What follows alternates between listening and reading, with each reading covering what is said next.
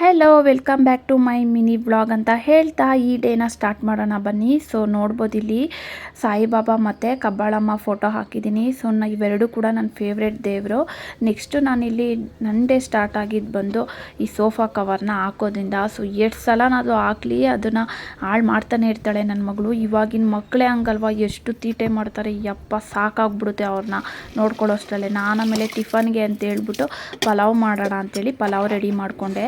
ಇವಾಗಿನ ಮಕ್ಕಳು ಏನು ಗೊತ್ತಾ, ನಾವು ಏನೇ ಮಾಡೋದನ್ನು ಅವ್ರಾಗ ತಿನ್ನಲ್ಲ, ನಾವೇ ತಿನ್ನಿಸ್ಬೇಕು. ಎಷ್ಟು ಕಾಟ ಕೊಡ್ತಾರಲ್ಲ ಸ್ಕೂಲ್ಗೆ ಹೋಗೋಷ್ಟರಲ್ಲಿ, ನನಗಂತೂ ಹೋಗ್ಬಿಡುತ್ತೆ. ನಿಮ್ಮ ಮನೇಲೂ ಯಾರಿಗಾದ್ರೂ ಈ ಥರ ಅನಿಸುತ್ತಾ ಕಮೆಂಟ್ ಮಾಡಿ. ನೆಕ್ಸ್ಟು ಏನು ಗೊತ್ತಾ, ಬೆಳಗ್ಗೆ ಹೊತ್ತು 10 ಕೈದು ಸಾಕಾಗಲ್ಲ.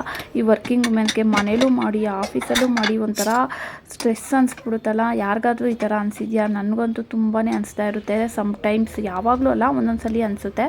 ಬಟ್ ನಾನು ಕೆಲಸ ಮಾಡೋದಕ್ಕಂತೂ ಸೋಂಬೇರಿತನ ಮಾಡಲ್ಲ. ಪಟ ಅಂತ ಹೇಳ್ಬಿಟ್ಟು ಮಾಡಿಬಿಟ್ಟು ತಿಂದ್ಬಿಟ್ಟು ಆಫೀಸ್ಗೆ ಹೋಗ್ತಾ ಇರೋದೆ.